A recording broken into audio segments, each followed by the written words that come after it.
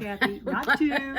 I'm a double clicker. Every time I give her the clicker. Hey everybody, it's Snippet Saturday. And I know I've been tardy. Absent. Absent.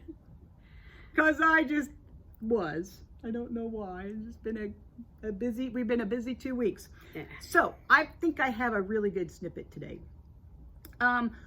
I had a customer come in that needed help. Actually, she was one of our beginning quilters that unfortunately only got to take 3 or 4 classes because of the pandemic, and she had finished her quilt on her own, and it's absolutely beautiful. And she's very much a perfectionist, like all of you, not like me, but like all of you. And she was going to put her borders on her quilt, and she bought enough fabric so that she didn't have to piece it, because she didn't want it to have to match the patterns. You know how you do that and how you hate it. And so anyway, we got to the point where her quilt ended up being a queen size quilt, I think. It was really big, and she was really concerned about cutting her borders, because she was going to cut them lengthwise. She didn't want to have to piece her borders. So she didn't know how to start. She was really scared. I told her, I said, you need to rip it. Just rip it.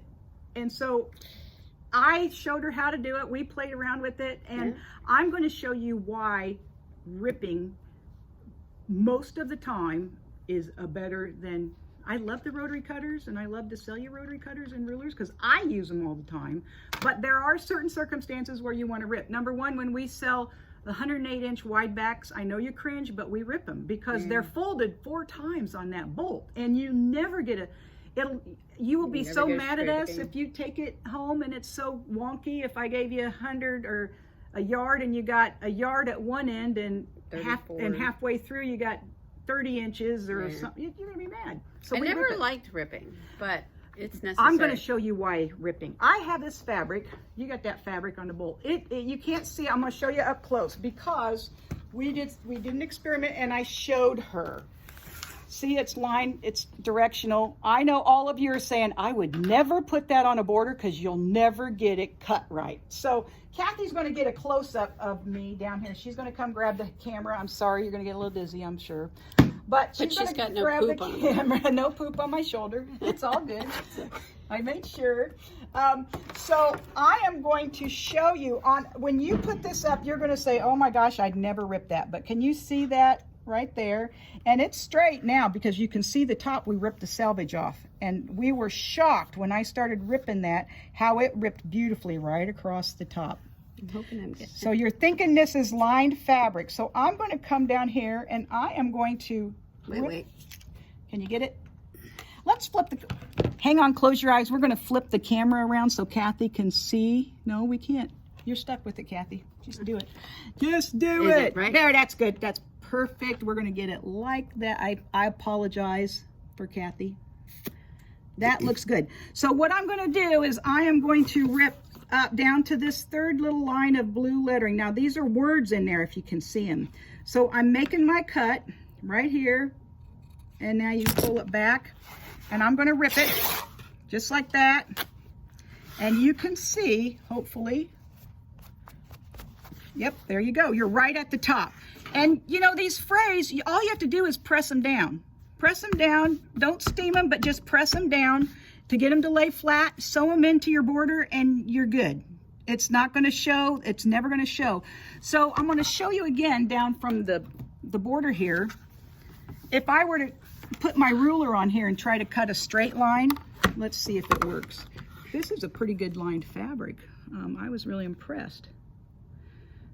Yeah, it's going to be a little bit off if you use your rotary cutter. It's 10 times easier to rip it. You're just going to have a much better cut. I want you to feel comfortable working with directional fabric is my goal. So I'm going to show you what you do. First thing I do when I get these, if I'm ripping, is I'm going to rip the selvage off. And then you can press this down. So think you're not wasting a lot of fabric this way. So you've ripped your selvage off, you've pressed it, give it a good pressing, and then you can start doing your, if you want to cut it, you can always start cutting your strips. If you're doing strips and you don't want to rip all your strips, always just rip your selvage off just so that you have a nice place to start, and press it down, and then you can go to town. So now what I'm going to do is I'm going to start ripping long ways. Let's see how it does long ways. Because you know, if you're ripping a big long piece of fabric, that's not very good. So I want a 4-inch, let's say I want a 4-inch, 2, 3, we're going to do 4. 4-inch strip right there. Is that good? Well, it's not perfectly matched, but you can get your rotary cutter and your ruler out and just give it a snip. You notice I got these great big ass scissors? We still have some. Stop. Tell Kathy. They're Stop. really, really good. Okay, I'm going to stop here at the United States. Let's see if it rips. That's the word, the United States of America. Hold your breath. I haven't done this yet, so I'm hoping it works all the way down. If the fabric was printed, there we go. This is a motif fabric. That tells you a lot. It's good stuff. So if you look down on here, let's pull it out. Let's see if the line, if it worked. I'm not sure if it does. The United, it's magic. The United, it's a little bit off, but not bad.